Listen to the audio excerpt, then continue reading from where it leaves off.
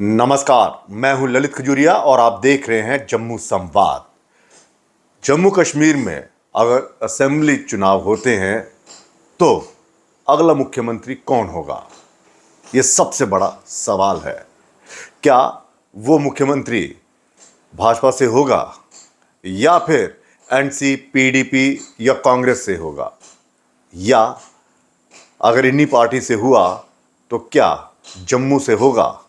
ये सवाल पिछले कई सालों से चलता आ रहा है और खासकर जो जम्मू की आवाम जिस तरह से सवाल करती है वो ये कहती है कि अगर जम्मू कश्मीर में मुस्लिम मुख्यमंत्री बन सकता है तो फिर हिंदू मुख्यमंत्री क्यों नहीं बन सकता? क्या ये कोई संविधान में लिखा है, कानून में लिखा है?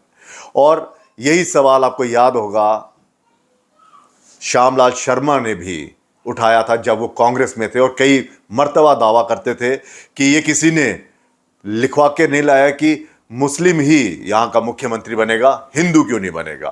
फिर उसी चीज़ को आगे ले जाते हुए रविंदर रैना ने ये दावा किया कि जम्मू कश्मीर का अगला मुख्यमंत्री जो होगा वो भारतीय जनता पार्टी से होगा और हिंदू होगा। और जैसे ही बवाल मचा फिर उन्होंने कहा कि अगला मुख्यमंत्री जम्मू से होगा, लेकिन होगा भारतीय जनता पार्टी का। हालांकि चुनाव तो अभी हुए ही नहीं, लेकिन जिस तरह से चुनावों की सुगबुगाहट जो है वो तेज हो गई है।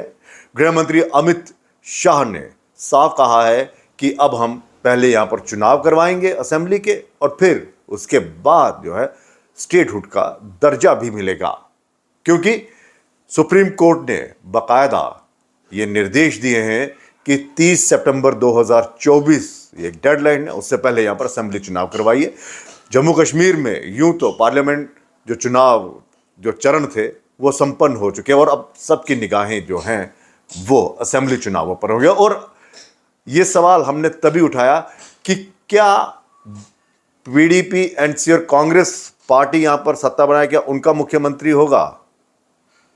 सभी यही सोच रहे हैं कि शायद गठबंधन से होगा, लेकिन इन तमाम अटकलों को दरकिनार करते हुए पीएमओ डॉक्टर जितेंद्र सिंह ने एक बड़ा ही संतुलित और भारतीय जनता पार्टी को जिस तरह से पूरे देश में जो पिछले 10 सालों में समर्थन मिला है उसको ध्यान में रखते हुए और जम्मू कश्मीर में जिस तरह से काम हुए हैं, जो दावे करती आ रही है भारतीय जनता पार्टी, उसको जहन में रखते हुए कहा है कि अगला मुख्यमंत्री जो है वो भारतीय जनता पार्टी का होगा और वो हिंदू भी हो सकता है, मुस्लिम, सिख, ईसाई, यानी कि ऐसा कोई वो नहीं है कि हाँ जी सिर्फ हिंदू ही होगा और या फिर जम्मू से होगा। लेकिन इतना तय है कि अगला मुख्यमंत्री जो है वो भारतीय जनता पार्टी से होगा और हमारा टारगेट जो है वो 50+ का है। पहली बार खुलकर डॉक्टर जितेंद्र सिंह ने इस तरह का बयान दिया है। तो क्या ये कहा जाए कि पार्टी के जो दूसरे नेता हैं जिस तरह से बयान देते आ रहे हैं, अब भारतीय जनता पार्टी ने अपने उन तमाम नेताओं से किनारा कर लिया है। खासकर पार्टी प्रदेश अध्यक्ष रविंदर रैना के उस बयान से भारतीय जनता पार्टी किनारा कर चुकी है कि सीएम जो होगा अगला वो हिंदू होगा और फिर उसके बाद बवाल मचा, नहीं जम्मू से होगा।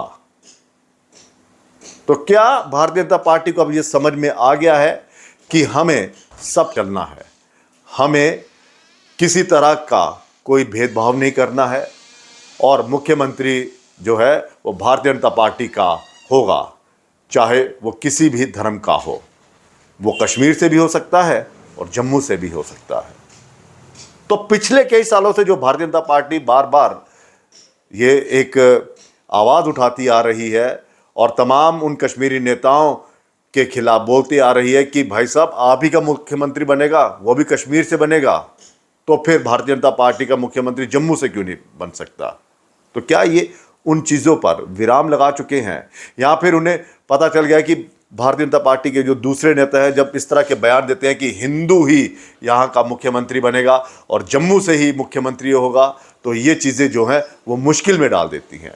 क्योंकि बीजेपी के खासकर प्रदेश अध्यक्ष रविंद्र रैना जिस तरह से बयान देते आ रहे हैं, वो कहीं ना कहीं भारतीय जनता पार्टी को मुसीबत में डालता है। आपको याद होगा ऑडियो वायरल हुआ था जब शक्ति परिहार जी को कहा था उन्होंने कि भाई साहब टेंशन मत लीजिए, हमने कई आपके जो वोटर हैं वो आपके चुनावी क्षेत्र में डाल दिए हैं। ये बयान आपको याद होगा डेली वेजेस का कि मैंने मसला हल कर दिया है, टोल प्लाजा को लेकर कई ऐसे वो थे। और उन तमाम बयानों के बाद भाजपा को कई मर्तबा शर्मिंदगी जो है वो झेलनी पड़ी। तो अब डॉक्टर जितेंद्र सिंह ने शायद जम्मू कश्मीर की राजनीति में एक नया रोल निभाएंगे और उसी को ध्यान में रखते हुए उनका यह बयान जो है वो कई मायने रखता है कि अगला मुख्यमंत्री भारतीय जनता पार्टी का होगा। उन्होंने कोई ऐसा इशारा नहीं दिया कि वो जम्मू से ही होगा, वो हिंदू ही होगा, लेकिन उन्होंने ये साफ कह दिया इस बयान से कि हमें हिंदू मुस्लिम सिख जो है इससे इन चक्रों में नहीं है, बस हमें मुख्यमंत्री बनाना है, भारतीय जनता पार्टी का बनाना है, भले ही वो कश्मीर से क्यों ना हो। ये एक इशारा कर दिया है। तो क्या उन तमाम नेताओं के बयानों पर अब नज़र रखी जा रही है जो इस तरह के बयान देते आ रहे हैं? और जिस तरह से पुराने बयान देखें तो भारतीय जनता पार्टी जो है वो कई बार विवादों में भी फंस जाती है और फिर ये कहा जाता है कि ये उनका व्यक्तिगत बयान है, ये पार्टी का नहीं है। तो खुशखबरी भारतीय जनता पार्टी के लिए ये है कि पीएमओ साहब कह रहे हैं कि जम्मू कश्मीर के हालात ठीक हो गए हैं और भारतीय जनता पार्टी ने जिस तरह से काम किया है लोग उसे पसंद कर रहे हैं और असेंबली चुनाव जो हैं वो जल्द होंगे और बीजेपी का मुख्यमंत्री होगा, चाहे वो किसी भी धर्म का क्यों ना हो। तो क्या डॉक्टर साहब अब स्टेट की राजनीति की तरफ रुख कर रहे हैं? क्योंकि पहले इस तरह के कभी बयान नहीं आए।